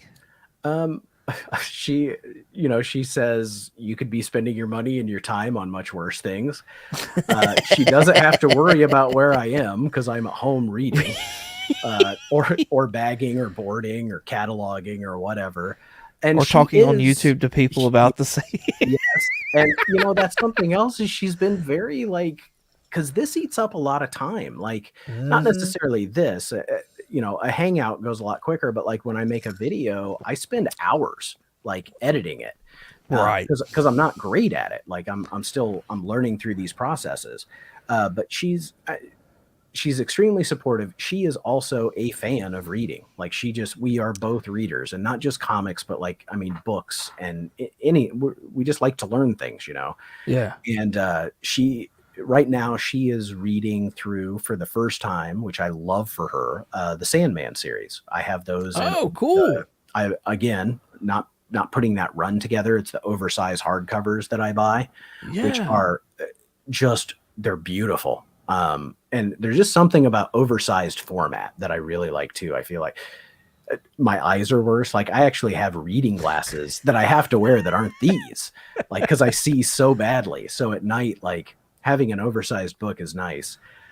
She loves the Doom Patrol because of the TV show. She got into the comics. We watched that shit. Oh, speaking of body horror, there's a lot of weird crap in there. Right? In the comic and the show, right? It's great stuff. So yeah, she's extremely supportive.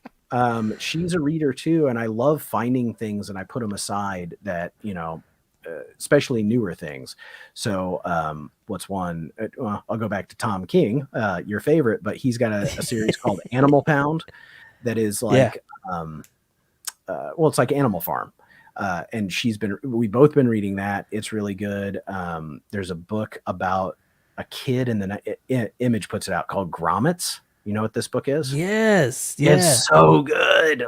It's just about a kid in the 80s skateboarding in California, moving from the Midwest. It feels like an 80s movie. It feels like The Karate Kid or something, but it's about a group of degenerate skateboarding kids instead. And the art in it is so good, and it's a fun story. And so I love when I find things like that and I set it aside for her to read.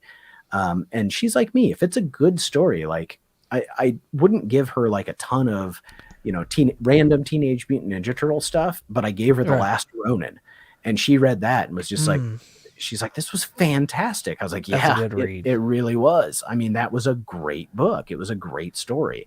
Yeah. And so if it's a good story, she's into it. And I get that, she's not into a lot of superhero stuff.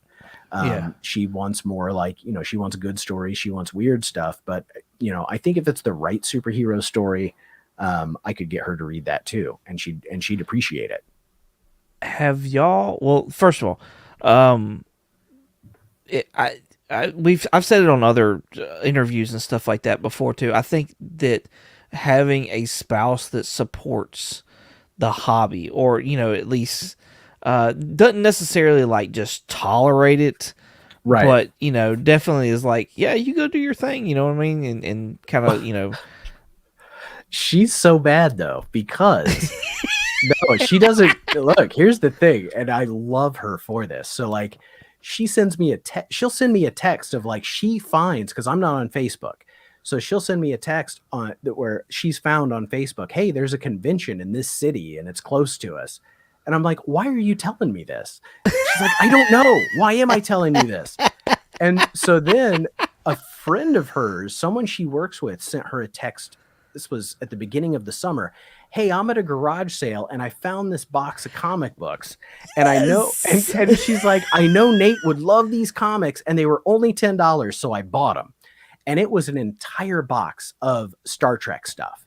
And I am a huge Trekkie, and I am a huge the Star Trek runs are two that I'm trying to put together. But it's like, my wife points out shows. My wife, when we one of our hobbies is going to antique malls, walking and looking and, whatever. Yeah. And she will point out, she's like, oh, there's a long box, go digging, And so she's not just supportive, she enables. And she doesn't always, she's not always happy about that, which that just made me think, here's a couple of one of the things I love about Star Trek comics is, especially when they do like really good renditions of the actors. And so this is The Undiscovered Country, Star Trek 6, a movie a lot of people don't like. I like it. I love it. That guy in white that looks like Colonel Sanders was played by the guy that was the dad on that 70s show. So it's really funny to me that he's featured on there. Kim Cattrall is the Vulcan right there. Okay. She was the Vulcan character. And then this is from Next Generation. And number one, the art looks great. They look like the characters, but I also love, like, you can't do, like, on a TV show, they can do stories like about characters like Worf's son and Deanna's mother that they couldn't necessarily, even though they did do episodes with them. Like, I feel like you can get away with a lot more in a comic book. And so there's X amount of episodes of the show, right? But it's like, there's more episodes here. And this is something that, to go back to where we started, I have a hard time seeing the stars align, thinking of all the rights that have to happen for them to reprint these. Like, if I don't collect these as floppies, I don't think there's another way to read them. If they weren't collected at the time, and I don't think these were, they're not going to do it now. That's just the way it is. Unless somebody gets a hold of it that's a decent name, Dark Horse, Marvel, whatever. Yeah, and like, somehow gets the rights and is like, and pushes a book out. Because right now there's a big movie or something. Though the Trek books are all at IDW. And how is DC going to print a Trek book, because Paramount owns the rights, but IDW has the comic book right? Like, it's just a nightmare. Like, I just don't think it'll ever happen. So I'm more than happy to collect those from that time. Yeah. Okay. Got you. No, I was gonna say, as far as the spouse, I think it's one of those that's like a nice pivotal move. Not even a pivotal move. That's the wrong words. I don't even know what the right words are, but like it's like, it's very much a cherry on top when your spouse is like down with you for like, yeah, you know what, do your nerdy thing. I got you. Like, that's a good feeling. It is a great feeling, and I feel like it actually hurts my heart. Hagen, it does. Hagen and I have talked about this. Okay. Like, it hurts my heart when I see people who, like, they're avoiding their spouse, like, because they don't support each other in those, like, whatever those endeavors might be, you know. Yeah. I think there's a lot more harmony in my house because, like, no matter what it is, like, uh, I I do a stream with Alan the Comic Collector Geek almost every Friday, and I don't catch guff for that. You know, I Yeah. play video games with my friends on Saturday, and again, like, it's just kind of like, you know, it's a two-way street though. Like, if she wants to go and do something, I'm not going to get bent out of shape about it because, you know, Right. I'm allowed to do what I want. She's allowed to do what she wants, and we just kind of support each other. So it just, like I said, it just kind of upsets me when I see people who don't have that with their significant other, that it's more adversarial. That just seems awful, you know. Yeah. And a lot of the people that I talk to in the comic book community, I think you would include yourself, that we do have this, like, reciprocal and supportive relationship with our hobby and our spouse. And I think Oh, you yeah. we couldn't be doing these things. Like, I certainly wouldn't be doing comic book YouTube if she was not amazingly supportive, and encouraging. Like, you know, she's she's a cheerleader for me too. You know what I mean? Yeah. Like, because I don't know about you, but I deal with a lot of anxiety and, I mean, for lack of a better word, like, imposter syndrome. Like, why would anyone want to watch your dumbass talk about these stupid books? What do you have to, you know what I mean? Like, I mean, that voice is there for me. Yeah. And she is the voice that talks me down and says, no, you know, honey, you're funny. I'm like, okay, I'm funny. I'll do it. Have y'all ever read Proctor Valley Road? No. Check that out. Is it a If you comic? can find, it is a comic book. Okay. It's 5 issues long, I believe, and it gives off, to me, it's like it meets, I don't know, some kind of ghost haunted something or other. Okay. But it's like female. It's a all female cast. But it seems very much like the 80s vibe and like horror and stuff like that. So I think y'all could enjoy it. Okay. It's on the list. Yeah. I love new. I mean, I love new things on the list. I don't do a good job of keeping up my CLZ, like, my collection, but I do a good job of adding stuff to my wish list. Nice. But yeah, it's a quick read, and it's that time of year anyways of, like, you know, Halloween and stuff like that. So I think y'all would both, from the way you're talking, I think y'all both would actually enjoy that story. Awesome. So I will definitely check that out. Oh no, speaking of Halloween, here's one I don't think I've shown off. This is a recent-ish acquisition. I love anthology books, and, you know, I say I'm not a key guy, right? But I've shown like 4 or 5 different keys today, but I swear I come across them honestly. I'm not like, I'm not hunting them down. I mean, this I did pay for, you know, because there's a premium on this, because it's a Dave Stevens, it's an Elvira. My wife freaking loves Elvira. So whenever I pick up an Elvira's House of Mystery, I always say, this one's yours. These go in her short box. I just want to read them, you know, I just want to read them too, but they are for you, because this is somebody that she just adores. But I love House of Mystery. I love, there's a lot. This is a great time period, like right now, today, for anthology horror. Ice Cream Man, the EC books are coming back. Hello Darkness from Boom Studios. Speaking Silver of James Coin. Tinian. Silver Coin? What's that one? Oh, that's an anthology type series. Dude, it's by Michael Walsh. All right. It's freaking tastic. It's 15 issues long. Oh yeah, I think I've heard of it. Yo, it's all about the journey of just this cursed coin and the different lives that it touches. It's like a monkey's paw. I love it. It's, bro, That's awesome. I don't think I've read an issue yet that I just hated. Cool. Like it has been, and it's got different writers on like each issue. Artwork has been fantastic pretty much all the way through. Like it's solid. Do you know Dope Cool. Comics? Yes. Yeah. Dope is a big fan of that Okay. series as well, and you know he loves his horror. Like if it was garbage or whatever, he would have crapped all over it, and he like that's one of his favorites. So it's Cool. freaking fantastic. Yeah. So Yeah. the Silver Coin. I wrote it down. It's there with Proctor Valley Road, brother.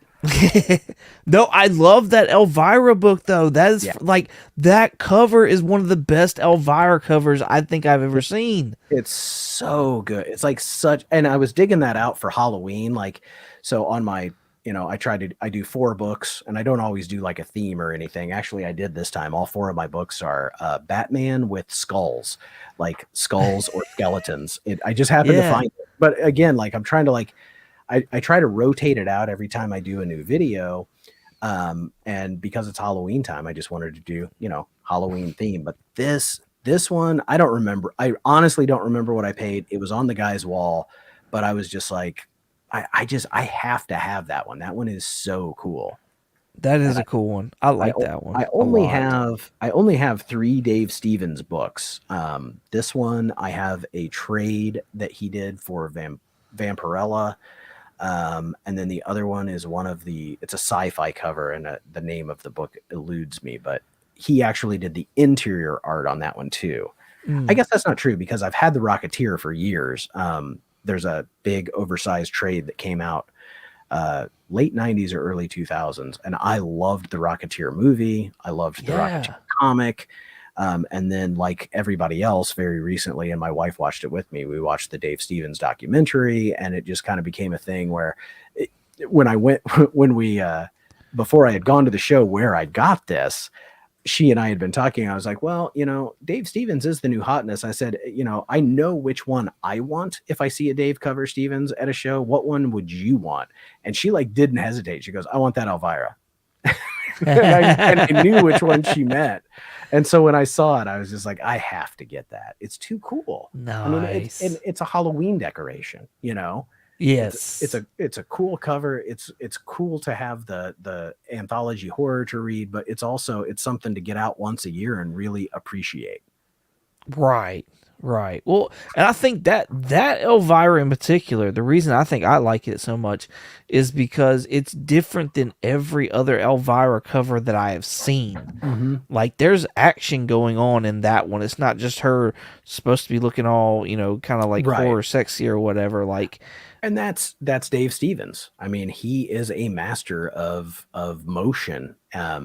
In the way that he drew, and he draws very pretty girls. I mean, there's nothing about this that he didn't do well. It's great. I just love it. But yeah, like you said, I mean, her dress is blowing, her hair is blowing, her pose is like perfect, right? Like it's just enticing enough, but it's still PG. So I love it. It's tasteful. Speaking of, like, I have loved the Elvira that is it IDW that's been doing that too. So there was Elvira meets HP Lovecraft, Elvira meets Vincent Price. Both of those were really good reads. And those are those are modern, like within the last couple of years, but they were just a lot of fun. And she's somebody I follow on Instagram, and she's just a hoot. She's still out there, man. She's like 73 and just looks amazing.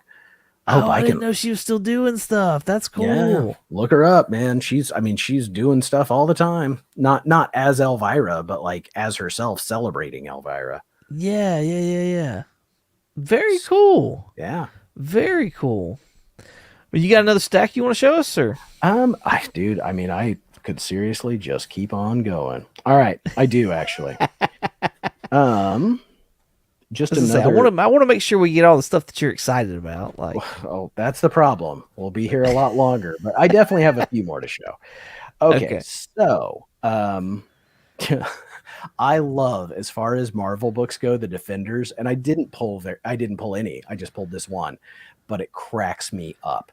So the Defenders, I love books with C and D list characters, and aside from the Hulk, these are Nighthawk, Valkyrie, Hellcat, But the fact that they're like at a funeral in their superhero costumes, mourning, like this just wouldn't pass today. You know, in a modern book, think of the funeral of Tony Stark at the end of the Avengers movies. You know, so spoiler alert, sorry, but they're all dressed up. You know, they're superheroes, but they're not in their costumes. This cracked me up, and I think Look this at is those the, capes. I know, right? Nighthawk is so lame. I just love him. I think this is the issue that has, so there's like a TV that has a quick bunny on it, and at the bottom in letters it says shit. And it's like it got past the censors. So it was just a joke and it wasn't supposed to be printed, and then it was. Yeah. And I think this is that issue. That's funny. I flippin' love The Simpsons is one of my favorite shows of all time, aside from Star Trek. And so anytime I find things like they did a lot of these one shots, they did Elisa, they did Krusty, Jimbo Jones. I hope there's a Ralph Wiggum I can pick up one day. This was one of the first issues that they did. Actually, this may have been the first issue before the ongoing series. I think it was. I really am not sure. I have a couple of copies of this. I think this is this is the one that's still in the poly bag. But I also just recently this year got my first issue of the run. So I own the first issue. I own the last issue. I'm making a sandwich.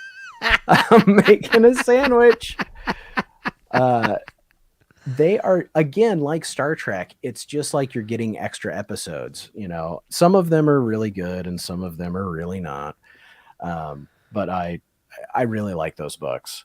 And then, you know, early on when you had asked me to be on the show, like a million years ago, you had written something up like, are you a cover? You know, like what kind of collector are you? And I'm not a cover guy, but the cover definitely invites me in. And I was looking, I'm not a variant cover guy, but I did buy a variant cover of the newest run of The Flash just because I thought it looked really cool. Wow. So this was, I think it was a 1 in 15. And this series has not been great, but I just it hasn't. But I love The Flash, so I'm collecting it. It's been okay, but you know, I'm not a variant cover guy like ever. I almost never buy them, but I did pick this one up because I thought it was cool and I paid a little bit of money for it. And then something that I'm buying solely for the covers. But I just think they're too cool, man. I love the Marvel 25th anniversary. Yes. So I don't have a ton, but I've got, you know, some. So I've got Fantastic Four here. This is one of my favorites. Love that. This Arthur Adams, isn't it Arthur Adams? Yeah, this Arthur Adams Storm is so good. Like it is. She looks so good. He did such a nice job of making her look like regal and powerful. This is one of my all-time favorites. X Factor is a run that I'm putting together, the original run of X Factor and the run from the 2000s. Well, Peter David wrote a lot of this run too towards the end, but he did a volume 2 that was just one of my favorite books of all time. Forget that it was an X-Men book. It was just really good. This is I love that the Avengers has the Black Knight because who else were they going to get? Iron Man has his own. Captain America has his own. Like they definitely had to go to the C list to get this.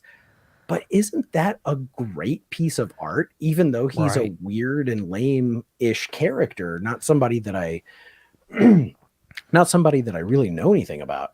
But this was the first one of these I bought. And I bought it solely because it was cheap and because I thought, man, that is a really good piece of art. I want to check that out. Right. And then anytime I see one that's for a good price, I pick it up. And this is the last one I got, the New Mutants with Magic. Are we not a New Mutants fan? No, that's like Storm is probably one of the best covers of that whole thing. Yeah. And then we get to this one, it's like, I don't know what they did here, but it's like it's a little rougher, that's for sure. And it's a shame because this is actually another, I've never been an X-Men guy, but I actually did like the New Mutants from the 80s. Again, those Bill Sienkiewicz covers. it was, that one to me felt like a Teen Titans team kind of book. But yeah, that's something else that I collect. I don't really, I've kind of shown pretty much everything I brought. Okay. Yeah, I can end with one more that's really weird, and it's also something else that I collect. So I like holiday covers. Specifically, I like Christmas covers more than like other holidays. And this one I got in not a trade. I got it from my friend Jacob, Bone Claws Comics, and it's Adventures of the Outsiders from 1986 doing A Christmas Carol.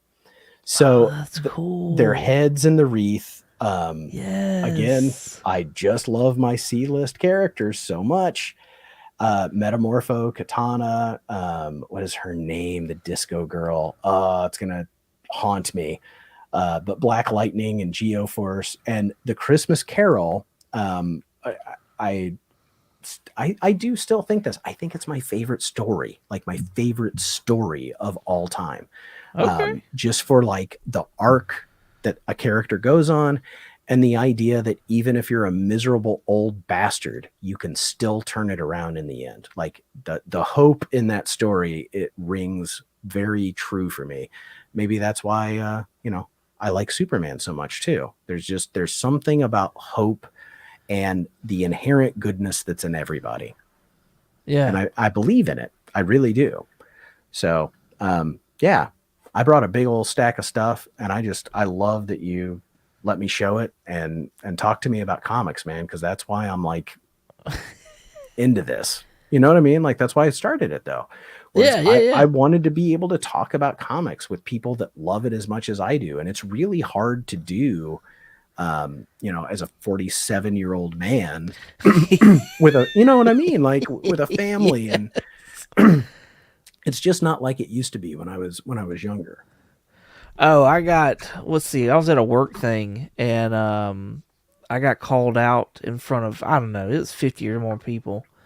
And the lady was like, if you had extra time, what would you do? And I was like, I would read books. And she goes, oh, okay, well, what kind of books? I said, comic books. And like everybody was just silent. And I was just like, well, I'm gonna wear my nerd card. Y'all are gonna have to, you asked me the question. I'm gonna pull it out. I'm gonna throw it on the table. Yeah, good for you. People should not be embarrassed about their hobbies, whatever their hobby is, because there's just, man, there is not enough time for our personal joy. Like we get so much of our time is taken by what life requires. So when you actually get that free minute, and I don't care what it is, man, my dad loves to watch NFL football, and on Sundays, you can't talk to that man. It's not my thing, but I'm so glad he has it. You know what I mean? Yeah. Like I've seriously called him before, and he's like, they're like 2nd and 10. I got to go. And he'll just hang up on me. That's okay. He's living his passion. He's getting his moment. Right. And everybody should get that time to spend the way that they want. And if you want to spend that reading comics, brother, you should read it. You should spend it reading comics, and you shouldn't have to feel like, I'm weird or juvenile or whatever. And I just so like I work for a municipality, and there's a bunch of just like burly men, and then I'm in the South, so everybody, if you're not hunting or fishing, like what the fuck are you doing with your life, kind of thing. But it was just going back to what you were saying as far as like, it's not like it used to be. You know what I mean? Like, as kids growing up and stuff like that, there was a lot of us that watched the X-Men. There was a lot of us that watched Batman, and we go and we eat lunch at, and talk about that kind of stuff. Yes. And then we get into middle school, and then we start kind of drifting away for the most part, and in high school even further, but then coming back to it. Like, it's like, I don't have those friends that I had in school. I don't have a lunch table where I can go and sit and talk this nerd shit. I mean, even in high school, I could find people, and I had more time. I mean, you felt like you were busy in high school, but you didn't. You had no idea what busy was. Right. And now, like, you just.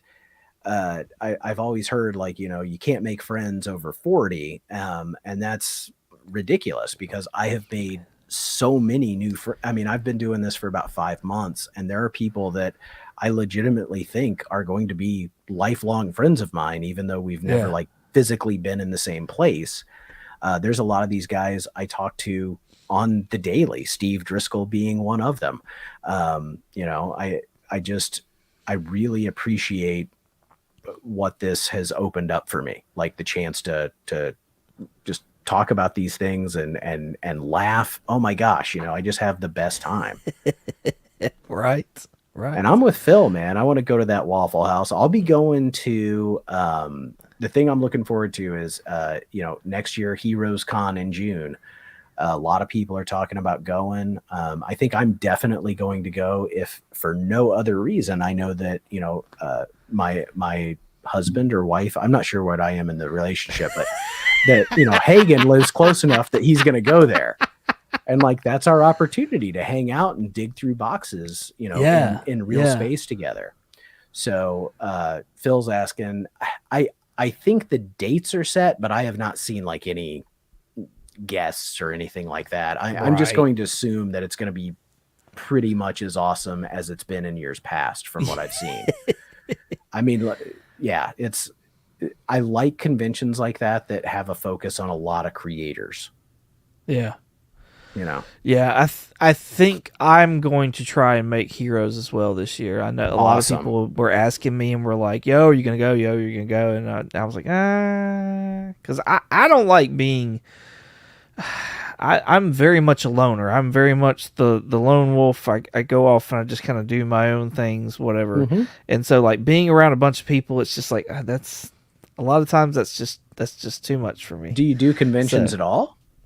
I do, yes. I'll do conventions. I'll do rock concerts. Like I'll be in like areas with crowds, but it's just like when it's so many people that I go to be a part of a group of, and they're like everybody is excited. Like that's when it kind of like really like that's when I just start pushing myself away. Yeah, and so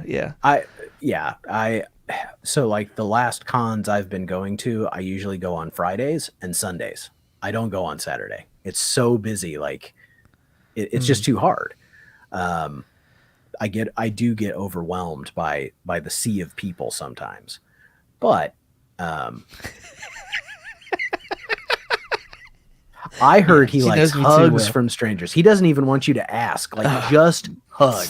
Don't hard as you can from the back. Oh God. Jeez. You're going to have me throwing bows. Good Lord. That's hilarious. That'll be how I get my black eye at Heroes Con. It'll be the most memorable thing ever. As you get that black eye, I hugged him from the back. Hugs are his favorite. Only front hugs. No. None of them are good. None of them. No. So hugging good. Is no. None of them are good. Lingering ones. Make eye contact. Oh no. God.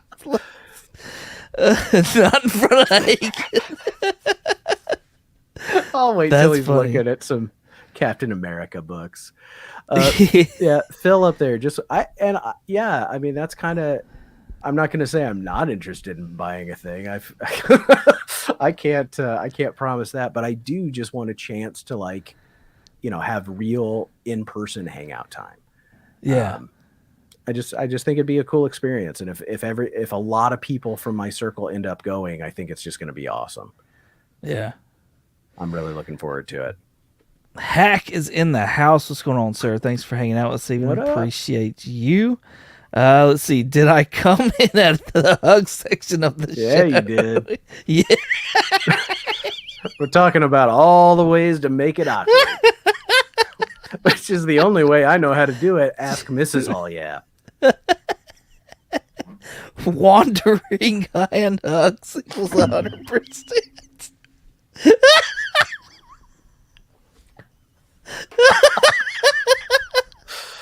Oh my my goodness. I like her. Oh, no. No. You can't do the two-handed handshake. No. I will walk away. I will. No. No way. No way. Good stuff. Yeah, that's hilarious. Nate, thank you so much for coming on, man, and talking to us about your collection and just the way that you collect and stuff like that. It's super interesting. Love your freaking collection, man. I love how weird it is and just how different it is from everybody else. And I love that you just thoroughly love the stuff that you are collecting. I think it's fantastic. Thank you. I just collect what I want to read, and then I read it, and then I talk about it with anyone who will listen. Speaking of collecting what you read, or collecting what you like and then reading it and talking about it, what do you have coming up on your channel? Okay. Thank you. I got two things coming up this month. The first is on the 19th, which is Saturday. I'll be on Cliff on Comics, Coffee with Cliff in the morning. Yes. He's invited me to be on there, which he's just somebody else that I've recently met. He is a human dynamo. I just adore him. So that's going to be a ton of fun. I'm going to do that on that Saturday. And then at the end of the month, if you remember, Mike talked about this when he was on your channel. Yes. And I have always toyed with this idea since starting my channel that I kind of want to have like a book club, and I wasn't sure how to approach it. So when I saw him show this, I was like, this is the one I want to talk about. It's October. My favorite thing is monsters, even though it's not like a monster story, but that motif is there in here. So on October 30th at 8 p.m. Eastern, I will be hosting the first graphic novel book club with Eric from 9 Panel Comics, Mike from Lunch Money Comics, and I believe we're going to be joined too by Ricky from All Sorts of Words. And if you have never seen this, man, I mean, the art is just, she does her chapters all have like a fake magazine cover, and it's all done with colored ballpoint pens. It's just gorgeous. And the story is at times kind of hard to read because of the material, the things that are happening, but it's really good. And so I'm looking forward to discussing it with those guys and I don't know if academic is the right word, but I think I think it would, like, everybody that I've invited, I feel like is very, very smart. So I'm just really interested to hear other people's. I have my own perspective on something, and so to be able to have a discussion like that and get other people's, I think is really cool. I'm really looking forward to it. Absolutely. Other than that, I'm just doing random hangouts every couple of weeks, and I'm trying to make sure I have at least one edited video up per week. Got you. Well, Hack has subbed you up, so that's awesome. If you haven't subbed Nate up, all his information will be down below. His YouTube should be in the description, as well as his Instagram, so go check him out over there so you can see his posts that he puts up and whatnot like that. Go share some love with him. Let's see. I have got somebody that I think you know. I gotta pull it up. Coming up next on this little show right here, Collecting Uncensored. I've heard of that. And right, yeah. Let's see. Let it process. Killing time. Computers that computing. Kind of Men working. Screwdrivers turning.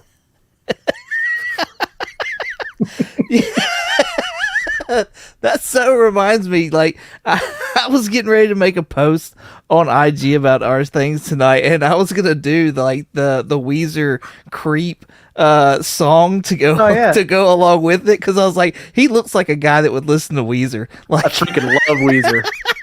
First 3 albums. And then you do that song, and I'm like, oh yeah, absolutely. I love Three Dog Night, man. Oh, so yeah, coming up. Well, that's you. That's tonight. So thank you so much. I gotta pull new books and come back. Right? I gave you everything. JK. We can do 20 more of these. Oh, next up, nice. Ryan, Colossus Collector, the Canadian himself. So super excited to have him on. It's 2 Thursdays from now. Y'all come back and hang out with me and Ryan. and we'll talk about his collection, how he likes to collect, and things like that. So, awesome times coming up, and I'm super excited about it. But yo, Nate, I appreciate you, man. Thank you so much for coming and hanging out with me. Like I said, your collection's fantastic. I love it, love it, love it. Look, I look forward to seeing your edited videos that are coming up, and especially that the book club that's going to be doing it. So, look forward to see how that's going to turn out. And you got some awesome people that are coming on there to talk to you about it. 9 Pound Grid, and then Mike from Lunch Money Comics, and then Ricky. Ricky's freaking fantastic. I love him. Yep. I've reached out to him. I'd love to get him on here as well. So, but yeah, I'll try and put a bug in his ear. yeah, I tried to message him on IG, and I don't know if we're just not friends with each other. I don't know what it was, but so. Anyways, all right, man. Well, hey, before we go, thank you so much. I can't tell you how much I appreciate it. So this was a blast, and yeah, man, just thank you again, and thank you to everybody who watched. Well, I appreciate you, man. Thank you so much. As always, y'all have a good one.